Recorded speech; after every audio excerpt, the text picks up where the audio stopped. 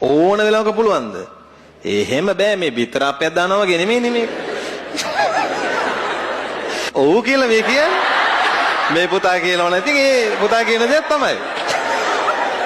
මිලිලීටරයට මිලියන 40 ඉරක් 100. ඔන්න වැඩේ. මිලිලීටරයකින් හැදිය හැකි රටක්.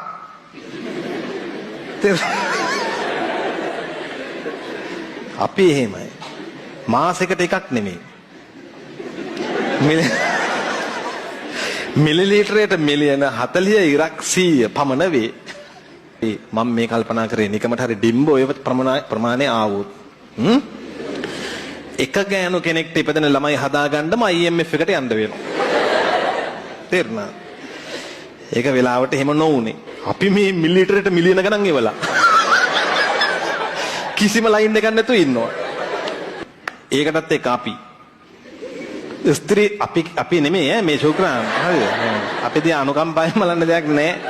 මම මේ කියන්නේ ගියේ ශුක්‍රාණු ස්ත්‍රී ප්‍රජනක මාර්ගය ඇතුලේ ඉන්නවා. අනේ අහිංසකයෝ පැය කීයක්ද? 48ක් 72ක්. ඒ කියන්නේ දවස් දෙකක් හෝ තුනක් ඉන්නවා ඩිම්බේ හොය හොය.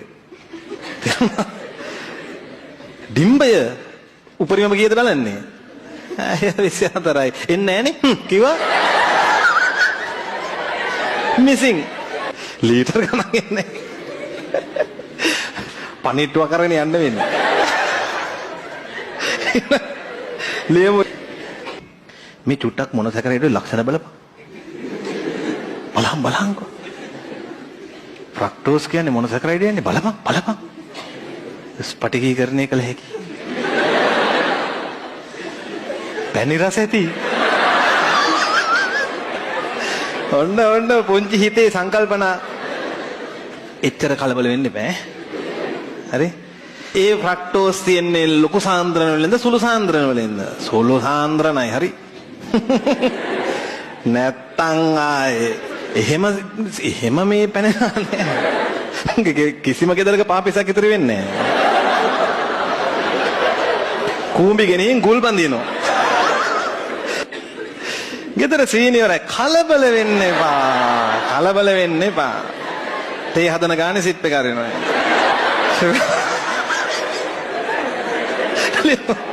ඒව කියන්න ඕන නැත්තම් මුන් කවද ඒ ගෙවල් වල හදන තේ බොන්න හම්බෙන්නෙත් නැහැ, සම්බෝලයක් කන්න හම්බෙන්නෙත් නැහැ. ඊළඟ ඔන්න අද දෙහි නැතුව සම්බෝලේ හැදුවා. ලෙමු මේ ළඟදී මොකද්ද කවුද ලියලා?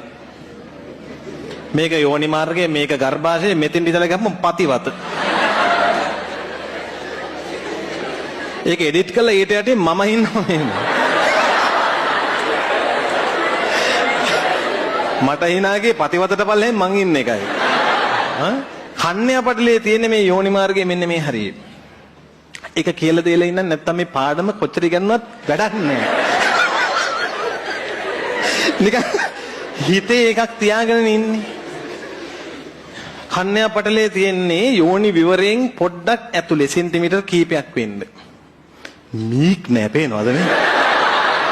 ඕම හිතන්නකො හැමදාම. මේවනේ පන්ති.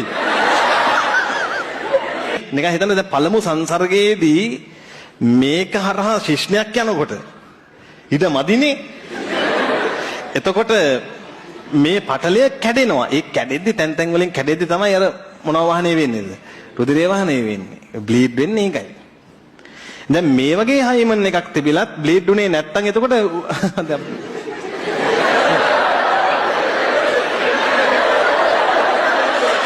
තේරුණාද? බ්ලීඩ්ලානේ.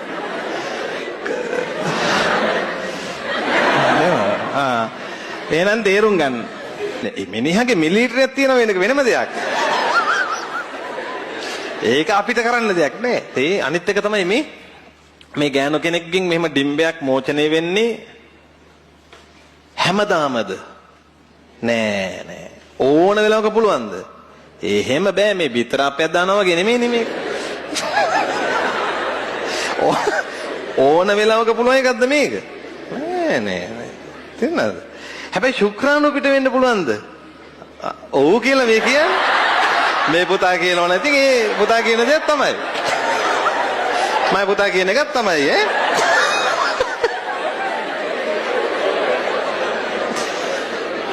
කවිත මොකද කියන්නේ?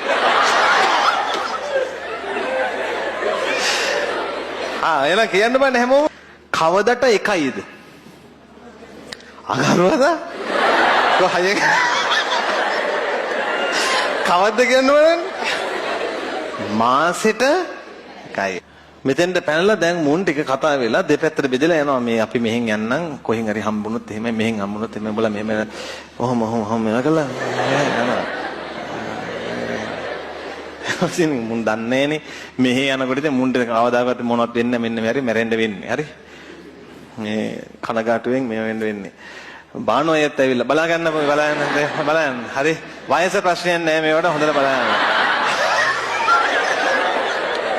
මේවා කිසි ප්‍රශ්නයක් තියෙන දේවල් නෙමෙයි. ශුක්‍රාණු ජනනේ ජීවිත කාලය පුරාම සිද්ධ වෙන දෙයක්.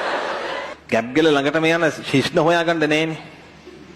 ඒ හින්දා මැදින් ඉවර වෙන හින්දා එක්ක මැදටවත් යන්නේ නැති හින්දා මේක අර ගැප් ගල පැත්තටවත් යවා ගන්න උපක්‍රමයක් පාවිච්චි කරන්න ඕන. ශුක්‍රාණු මොනව කරන්න ඕනද?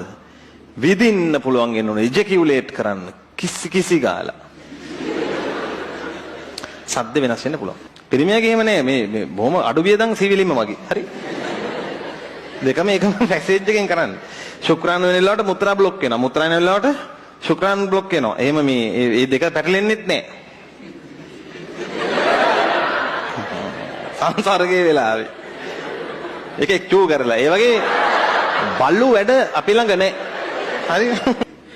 නැත්තම් හිතේ පයට මුලින් චූ වෙයි ඒකයි. කාමරේ වපු ගමන් චූ කරගෙන. පුරුෂණ වලට මේ දේහ වලට වඩා පුරුෂණ වල උෂ්ණත්වය අඩුයි. සිසිල්. හරි. එතකොට දැන් මේ කියන දේවල් වලට හා කිව්වට ඒ කමන්නේ ඔලු වන්නන්න ඕනද කෙල්ල හෙලවෙන්නේ නැහැ ඒ පාර. ඔව් හා කිව්වට කමන්නේ නේද? ඔව් කිව්වොත් ප්‍රශ්නේ තියෙන්නේ. කොල්ලගේ නුවරඑළිය. එතකොට දැන් නුවරඑළිය ගිහිල්ලා වාහනෙන් බහලා බලනකොට මෙන්න යකෝ නැහැ. එතකොට ඒකට හේතුව තේරෙන්නේ පැන්ඩෝල් ගේනවා. තේ ගේනවා. මේ බලන්නකෝ ඉතින් අපි ළඟ තියෙන දේවල්. වල දන්නේ නේ.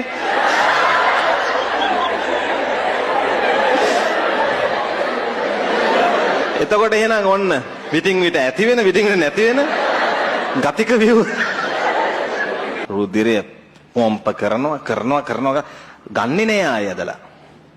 දැන් මොකද ඉන්නේ ඇතුලේ ද්‍රවස්ස ටික පීන්නේ වැඩි. එතකොට තමයි ඒ අංශක ගාන වෙනස් වෙන්නේ. කෙලින්ම ලම්බ සමච්ඡේදක නිර්මාණය කරනවා. හරි? ගෑ මූණේල කෙලින්ම බලයි මොකද වෙන්න ඕන වගේ බලන්න. වෙන්න ඕන දේ කිව්වම හරි. ඒ වෙලාවේදී ශිෂ්ණයක් කැඩුනොත් තසිරි ශිෂ්ණයක් කැඩුනොත් කැපුනොත් මොන හරි වුණොත්